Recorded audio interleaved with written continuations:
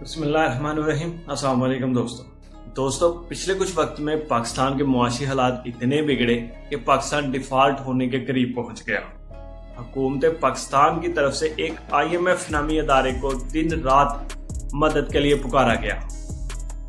کچھ مہینوں کی دن رات کوشش کے بعد آخر پاکستان اور IMF کے درمیان معاملات طے پا گئے اور IMF نے پاکستان کو قرض کی ایک قسط ریلیز کر دی۔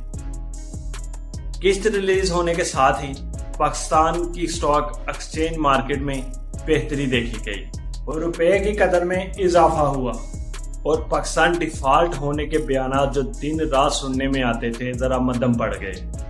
IMF کون ہے یہ ادارہ؟ یہ کیا کام کرتا ہے؟ یہ ممالک کو کیوں قرض دیتا ہے؟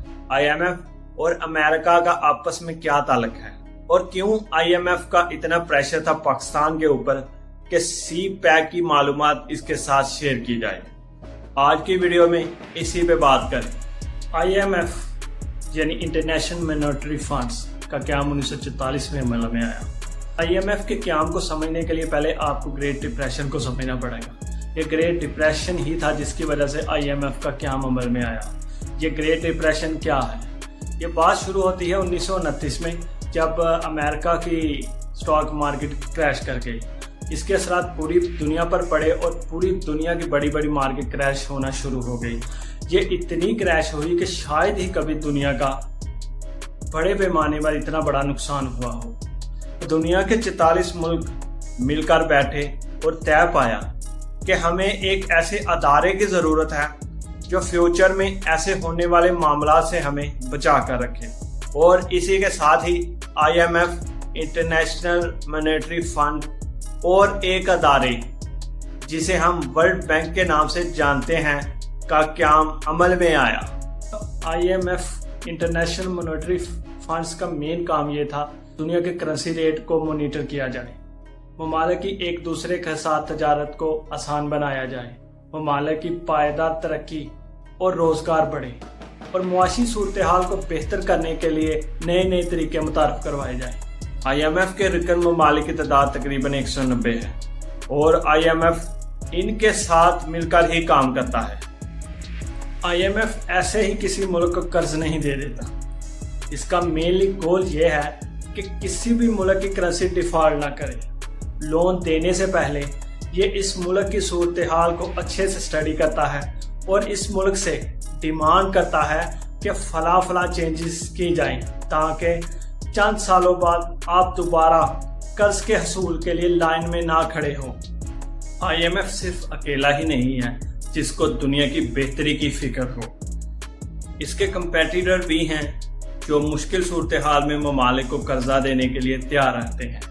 ان کے کمپیٹیٹر میں شامل ہے the new development bank and the Asian infrastructure investment bank. یہ بھی مشکل صورتحال میں ممالک کو قرضہ دینے کے لیے ہر وقت تیار رہتے ہیں۔ IMF کی بڑی کوشش یہ ہے کہ وہ یورپی اور امریکی مفاد کو پورا کرے، جس طرح new development bank and the Asian infrastructure investment bank روسی اور چینی مفاد کو پورا کرنے کی کوشش کرتے ہیں۔ سوال یہ ہے کہ جب IMF ایک بین الاقوامی ادارہ ہے تو یہ یورپی اور امریکی مفاد کو پہلے کیوں ترجیح دیتا ہے؟ اس سوال کا جواب جاننے کے لیے دوستو ہمیں یہ جاننا پڑے گا کہ IMF کا پیسہ آتا کہاں سے ہے۔ IMF مینلی انویسٹمنٹ لیتا ہے پوری دنیا کے ممبر ممالک سے۔ ممبر ممالک ایز اے انویسٹمنٹ اپنا پیسہ IMF میں جمع کرواتے ہیں، جو IMF دوسرے ممالک کو سود پہ دیتا ہے۔ پھر اس سود کے منافع کو واپس ان ممالک میں تقسیم کیا جاتا ہے جنہوں نے پیسہ جمع کروایا ہوتا ہے۔ جو جتنا زیادہ پیسہ IMF میں ڈپوزٹ کرائے گا اس کو سود کے منافع سے اتنا ہی زیادہ حصہ ملے گا۔ تمام ممالک کی معاشی صورتحال کے حساب سے اسے ایک کوٹا الاٹ ہوتا ہے جس کے حساب سے وہ IMF کو فنڈنگ کرتے ہیں، جس سے IMF کے آپریشن چلتے ہیں۔ پاکستان کا کوٹا $2 ارب 80 کروڑ سے کچھ زیادہ ہے۔ IMF की फंडिंग में सबसे बड़ा हिस्सा अमेरिका का तकरीबन 17%, चीन 6.9%, जापान 6.15% और इसी सूरत हाल से दूसरे ममालिक का भी इसमें हिस्सा है। IMF में दुनिया के दूसरे कवानीन के हिसाब से एक का एक वोट नहीं है। इसमें वोट का हक उस मुल्क की फंडिंग के हिसाब से होता है। तो इस हिसाब से अमेरिका के वोट सबसे ज्यादा 17% है। IMF के वोट की अहमियत यह है कि इसके बुनियादी ढांचे या किसी कवानीन में तब्दीली करनी हो तो वो तब तक नहीं हो सकती जब तक 85% वोट दस्तयाब ना हो। इसलिए अमेरिका IMF को एक टूल के तौर पर पूरी दुनिया के ममालिक की इकोनॉमी के खिलाफ इस्तेमाल करता है। इसलिए IMF का पाकिस्तान के ऊपर इतना प्रेशर था कि पाकिस्तान CPEC की तमाम मालूमात IMF के साथ शेयर करे, क्योंकि IMF इस तमाम मालूमात को अमेरिका के साथ शेयर करना चाहता था।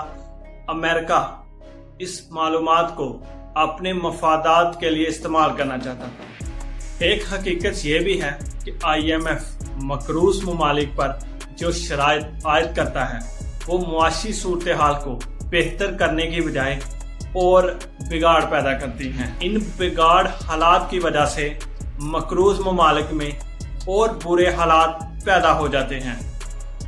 हकीकत तो यह है कि ऐसी मुआशी पॉलिसियां अक्सर IMF के एजेंडे का हिस्सा होती हैं। इसके बावजूद अक्सर व बेशतर मुल्क की मुआशी सूरत हाल डामाडोल रहती है। हुकूमत इन हालात को बेहतर करने की कोशिश में और बुरे हालात में गिर जाती है।